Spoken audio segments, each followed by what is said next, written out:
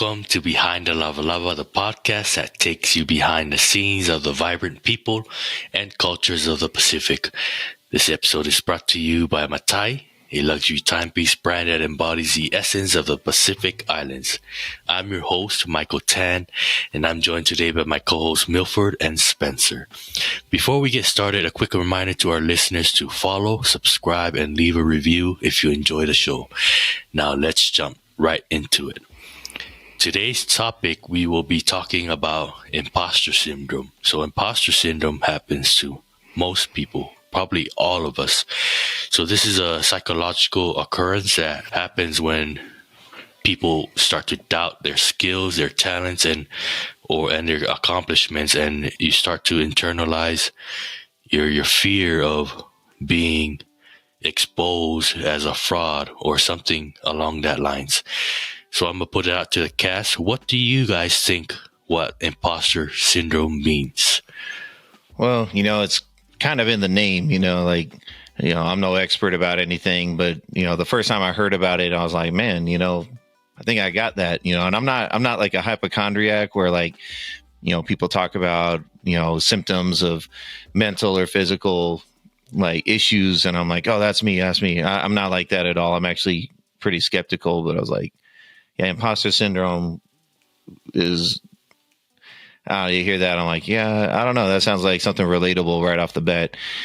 So I mainly would think of this in terms of me trying to build an art career, just find my place as an artist, because sometimes I feel like, I try to check too many boxes, and I've said it before where I figured out way too late in life that I'm pretty bad at multitasking. And then as a Army reservist, it's like, okay, well, that's one of my tasks. And then I've got my civilian job that actually pays the bills. That's another task. And then I've got my duties as a family member. Then and I'm trying to be an artist here, and you get online and you see all these successful artists that are killing it with their career, making money off of commissions or getting jobs in studios. And I'm like, oh, yeah, I'm not really on that level, or I'm not really getting to there, and, it's just something that would kind of hit me where I'm like, man, I think this ship has sailed, I don't know why I'm even trying to do this, and not to say that I gave into it, but it's I've kind of readjusted my goals, for this new year. I'm trying to take opportunities that are more within my reach, but it's not so much because I was giving into imposter syndrome. It's more I kind of reevaluated what's most important to me in my life. And it's well, I'll never put down the pen. I'll always draw. I love to do that. I'm actually pretty confident in my skills, but in fact, by kind of reevaluating my life and deciding not to pursue an art career and base this idea of success for myself on solely where I fit in that realm, by reevaluating that, I've kind of alleviated myself of that, where it's oh, you know what? I'm more confident than ever in my skills as an artist, but it feels nice to kind of be free of the pressure of hinging everything on whether or not I do it for a living. You know what I mean? But the art realm, I definitely felt that the most pertinently, but that's me. How about you, T? How would you explain it in simple terms? Get over yourself. No, I don't think about the term often. For the most part, aside from people who actually go through it, and then I think at some point there's some people who think they're feeling it, but there's people that's actually going through it, and then there's people who are worried about it because they're not actually, doing what they're supposed to. In whatever realm, they're cutting corners, and they're getting praise and credit, and those are people I think that worry about it in a false sense. I don't know if I'm explaining that right, but it's not a term that I think of often. So imposter syndrome is one thing that I strongly struggle with. Ever since we've picked up podcasting, mainly because when I see other people podcasting, I kind of compare myself to the content that they're putting out, and it's a whole bunch of self-doubt that constantly hits me. Am I good enough to be continuously doing this? Am I good enough to continue podcasting? It so for every episode, I'm always anxious, especially when we have a guest. I'm always anxious to interview guests. It's because I don't know where it comes from, but I always think that I'm not good enough to be on the level of the guest, especially if we interview someone who has a lot of influence, or someone we place on that celebrity status. We're going on to our second year of podcasting, and I still struggle with imposter syndrome, mainly because of what I see. I'm always comparing our platform to other platforms, even though in my mind I tell us that what we do is different from what other people do. We're not the same. Our circumstances, the individuals hold everything around surrounding our podcast is not the same as what other people put out. But it's I don't know. It's very difficult for me to describe how I feel experiencing imposter syndrome. So I hope that makes sense, because it's basically, what am I trying to say? It's basically just, it's feeling that you're not worthy of the attention, the praises that people are giving you, even though you've done a lot.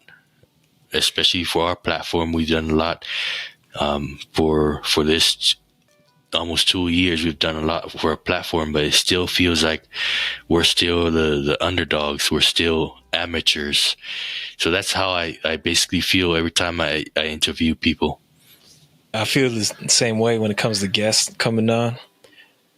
A little bit, I get a bit anxious because I'm like, oh man, these people actually agreed to talk to us, knuckleheads. And that's where we're still humble, and we're still in the beginning stages. But with you feeling it at times up, when you posted that thing, you even told us a little bit about it. I was like, man, nobody knows about all the stress-filled weeks and nights you had, not just dealing with the podcast, but other factors in your life that we may know about, others don't know about. And, you work, you earn this, any recognition. Like most of the times when people talk about Behind the Lava, I mainly associate that with Michael Tan. Even though it's all of us, the main person that I'm just putting up there is you, because I know who's doing most of the work, who's out here grinding, who's really earning all these achievements. It's you. So, when you posted that and told us about it, I wanted to tell you, shut the F up. Respectfully, shut the hell up, because you've been freaking pulling the hair you don't have out of your head. You've been working on this and cultivating to make sure it stayed alive, even all the times we didn't record. You're making sure that things are still in alignment, not with just us, but sponsors and everybody included in this journey. That's all I have to say on that. And you know what they say, comparison is the thief of booty. Not just kidding, it's the thief of joy. And hey, I know I watched a lot of these other Polynesian podcasts too, and they are awesome. Like I love freaking Big Body Cisco, Tassi 1K, all the other guys. They're killing it in their space. And like you said, it's different avenues. We're the same people, same bloodline, who have understanding in this community. But, I love seeing them do well. I see them growing, and I'm loving the topics they're bringing. I kind of see the same thing for us. Just worry about us and our own and what we're doing. I think where my insecurity lies when it comes to imposter syndrome is, remember I told a story of growing up as a child in American Samoa, I was basically a mute. I didn't speak as much.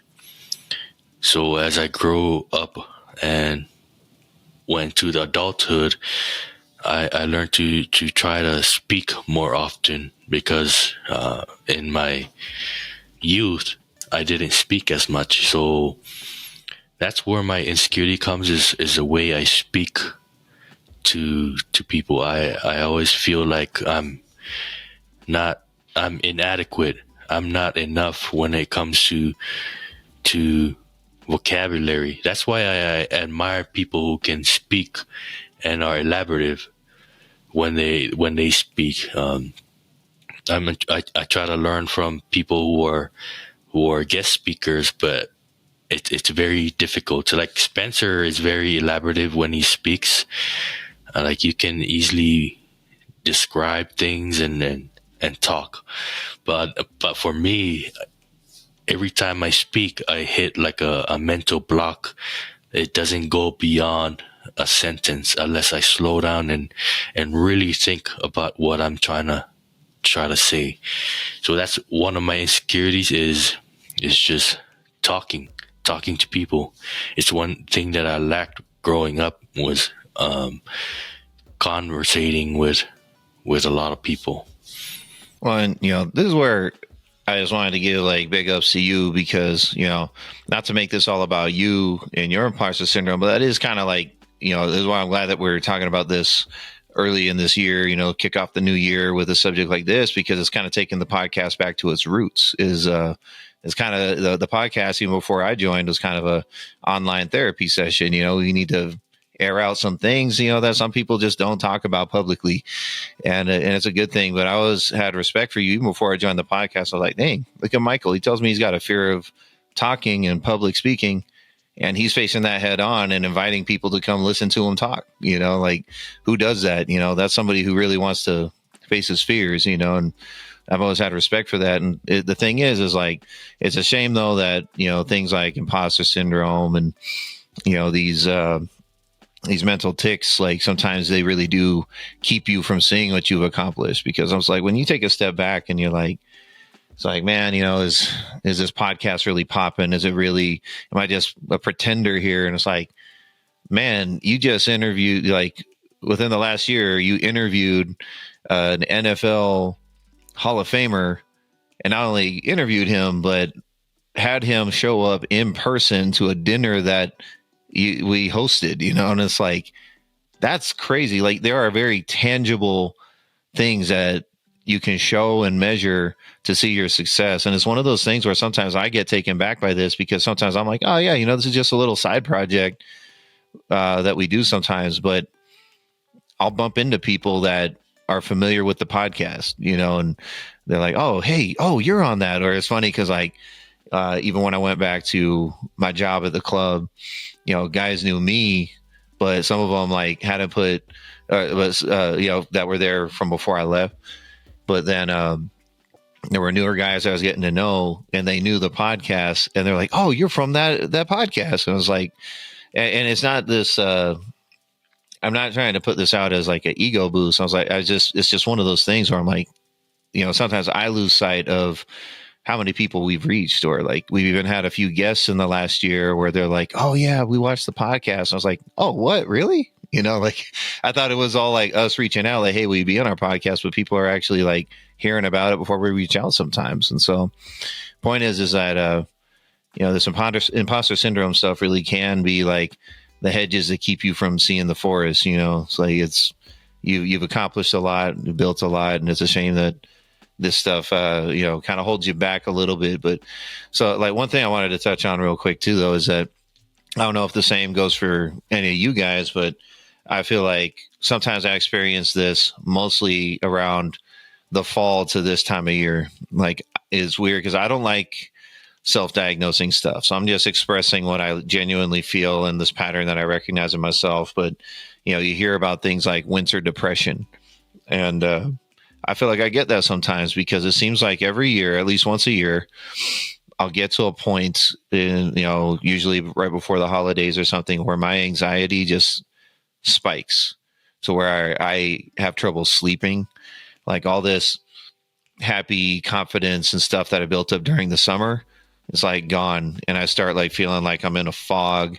I start not being able to sleep. And I'm like thinking of all the stuff I haven't done or accomplished and things that it's like, dude, you're so far behind. You'll never catch up. Why keep going? It's like, and it's weird because I don't consider myself, I don't like self-diagnosing anything. So I'll never express to people that I have depression or winter depression, but I'm like, okay, I obviously am having issues here where I can't sleep, and it's a pattern where it spikes in the fall and winter seasons. And so I don't know if for you this comes into play seasonally, but for me, it's like, especially like with this imposter syndrome stuff, like definitely that's the case for me. Yeah, it seems like what you were saying, a winter depression, because it's mainly during the holidays or during the breaks that we have that I have a hard time trying to bounce back and recover. Because if we start missing like a month or longer than that, then I start to think, a lot of thoughts, they come to my mind, and I start to think, is our podcast worth, these thoughts come to my mind. Is it worth it to keep going, or should we take a longer break, or is this laziness, or is it just like some sort of holiday fever or something? But I don't know if it happened for our first year, but I think our first year we didn't take too much breaks, but the second year we had a lot of breaks. We didn't record as much as the first year for episodes, but yeah, it's definitely a problem with mindset and how we try to combat this imposter syndrome. So what do you guys think are some ways that we can, or daily practices and mindset shifts that we can fight off imposter syndromes? What are some ways, if you guys have experienced it, that you guys think work? Before I get in or answer your question, or not answer your question, I think it's a good point you brought up your past. That was one thing I was thinking about, is like the why. Why would somebody, feel that was there something in the past? And like you expressed, you didn't really converse much with people. You weren't really social. I was sort of the opposite. Like I was quiet and shy at first, and then I became very obnoxious, just running my mouth, just saying anything, or trying to, I was thinking cool was this certain way to act. So I was acting like this dummy, thinking I was being cool and achieving the complete opposite. And then I became aware of that, and I'm back to being, more reserved and watching. But you bring up a good point. Like, does the person's past really contribute to why they feel that? I can't tell you how to combat it, but just from my own sort of philosophy, maybe just daily reflection on what took you to get to whatever point. The long nights or long days, the stress, the sickness, the blood, sweat, tears, constantly reminding yourself that, you worked to get to this point.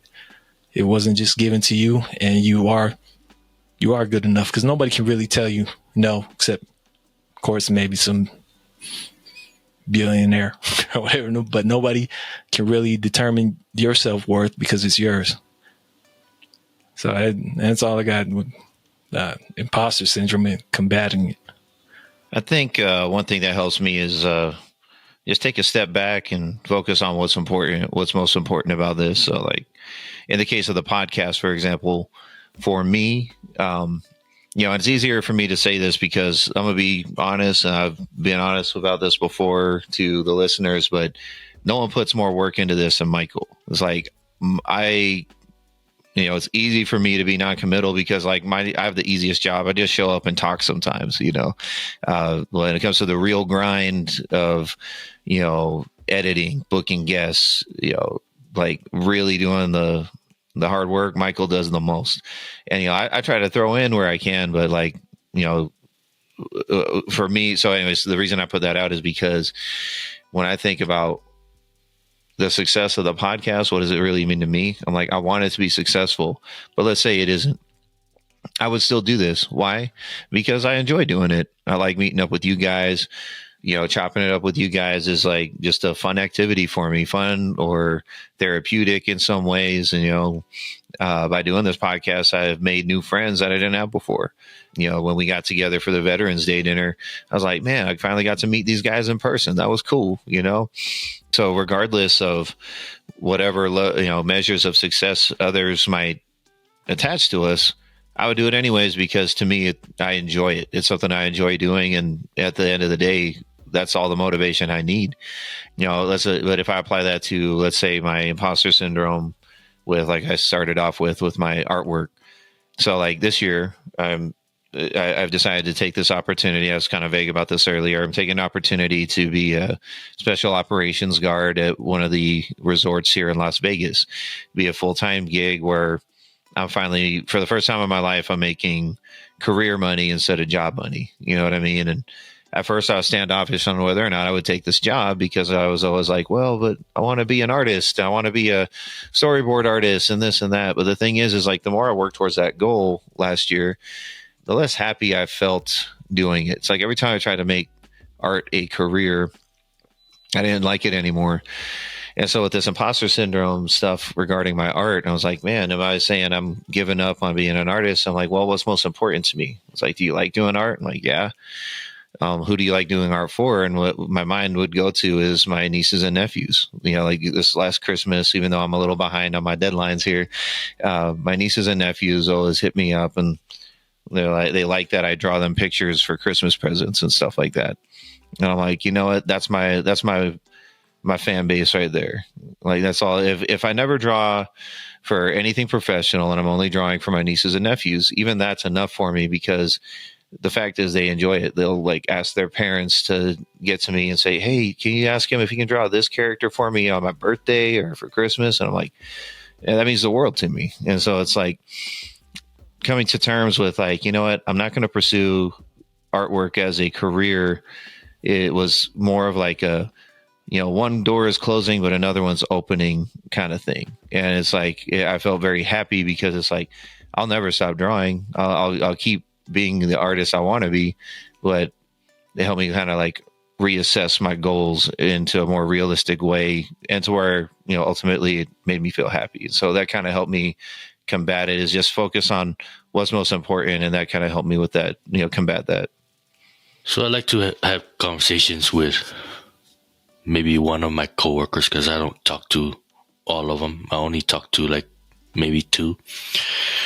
And one of them, because I was sharing how I was feeling about the podcast, and he was saying the same things that you guys were saying about how far I brought the podcast to present day, and he reminded me of the why we basically started a podcast, and that was because of it started with mental health, and I'm glad that we are tackling this topic, mainly because it might seem minor to a lot of people, but it's something that can take down a lot of passions, a lot of people's desire to keep going on. So I wish I had someone to just slap me every time I feel this way.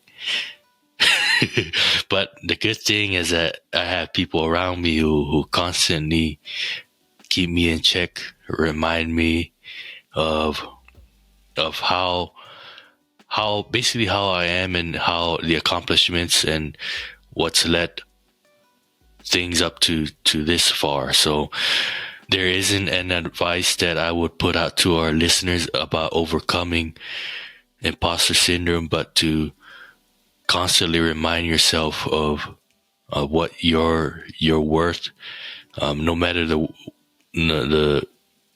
words that are tossed at you or how people look upon you. just know that the only person who's going to put you down is yourself. That's the only person that will like totally affect your well-being is your mind, yourself, and you are your worst enemy when it comes to trying to accomplish things. And there's this brand that looks like a check mark. They always tell you to just do it, and that's basically what I do. Is especially for a podcast, when I see something and I want it done, I just do it. Even though I know there are barriers, but barriers are just obstacles along the way of becoming great. Like that red guy who wants to make a certain country great again. But do you guys have any last minute thoughts? Not on imposter syndrome, but winter depression. That I never heard that, but that makes sense. Just to touch on it real fast, like before the holidays, I always get anxious. I'm excited that it's this time of joy and love, but at the same time, like I'm nervous because it's gonna only last so long. At the same time, I fear like we're gonna have all this great time and memory, but then who's not gonna be here next year? I think I fear that as well. But that's all I have. I just wanted to talk about it real quick since Spencer brought it up. I think it's a real thing for sure. At least it is for me. Like I said, everybody take everything with a grain of salt because I'm no qualified person to diagnose anything. But, I recognize that pattern for me. Every time it's like one of my fears. I'm like, crap, is it the time of year where I'm going to be not able to sleep and I'm going to be like raking over my insecurities in my mind when I'm trying to get some shut eye. But, it comes and it goes, and it helps to just kind of deal with it. We all need a good friend like T to just kind of tell us to suck it up or slap some sense into us. But there is some value to that. Yeah, I think, like that's one thing where, us coming from the military background, we come from an environment where there can't be a such thing as a missed deadline.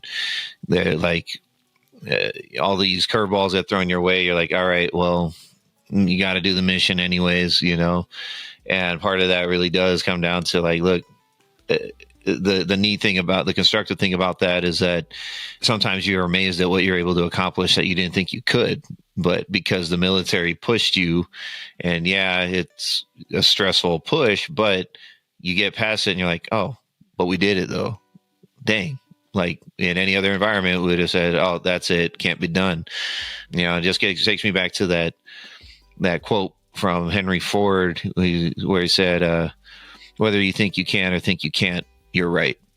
And so that's like why it's such a crucial thing to overcome this imposter syndrome, is because if you let those intrusive thoughts win, if you let those toxic thoughts in telling you that you can't do it, can't be done, that's it. You've reached your peak.